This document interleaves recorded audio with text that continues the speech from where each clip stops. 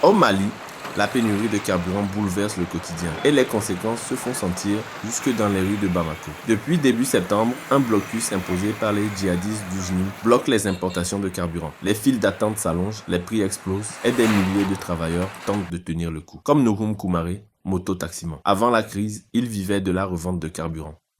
Ne yɛrɛ ka baara kun ye isaye feere de ye o tɛ ka sɔrɔ quoi an kɔni y'a ɲini an bɛ taa situation na quoi k'a ɲini ka moto taxi kɔnɔ quoi ka denbaya balo n'olu sa.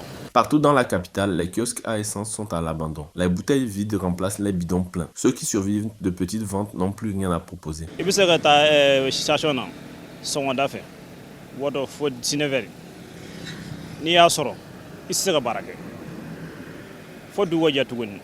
Mais i bɛ sɔrɔ ka i defa ka baara le kɛ quoi waati dɔw b'a la n'i y'a fɛn d'i kunna n'i y'a sɔrɔ 19 heures i b'i débrouiller yanni 0 heure cɛ walima 2 heures cɛ n'i sera ka i gɛrɛsɛgɛ sɔrɔ ka na denbaya balo quoi.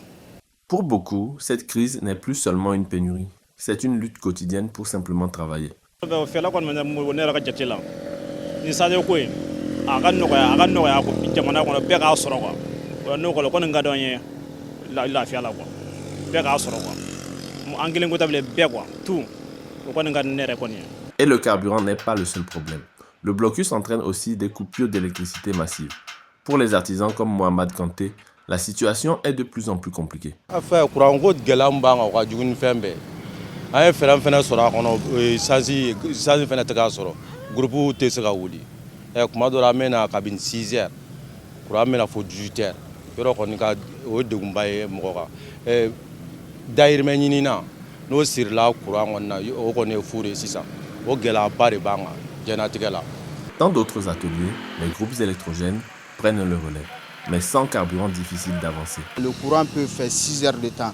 Là, actuellement, on a eu le courant le matin. Ça s'est coupé vers 13 heures comme ça. Là, on vient d'allumer le groupe, tu vois. Donc, des fois, on a une perte de 20% même. Chaque coupure signifie des heures perdues, des clients en moins et un chiffre d'affaires qui s'effondre. Tu peux faire une semaine assis comme ça. Des fois, il y a le courant qui vient seulement la nuit.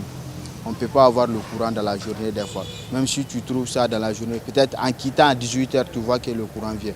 Tu commences à travailler, le lendemain, tu pars à la maison, tu reviens. Bon, il y a trop de trucs là-dedans, quoi. Ça fatigue trop aussi, quoi.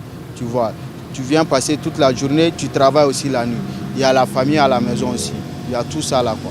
Face à ces difficultés, le Niger a récemment offert 80 tonnes de citernes de carburant au Mali. Une aide saluée par les autorités, mais insuffisante pour compenser l'impact du blocus. Le JNIM, lié à Al-Qaïda, annonce d'ailleurs un durcissement de ses actions. Plus de pression sur les transporteurs, davantage de menaces et une volonté affichée de fragiliser le pays. Mais pour les habitants, la réalité est simple. Ce sont eux les premiers retouchés. Et malgré la fatigue et l'incertitude, chacun tente encore de garder son travail, son rythme et son quotidien.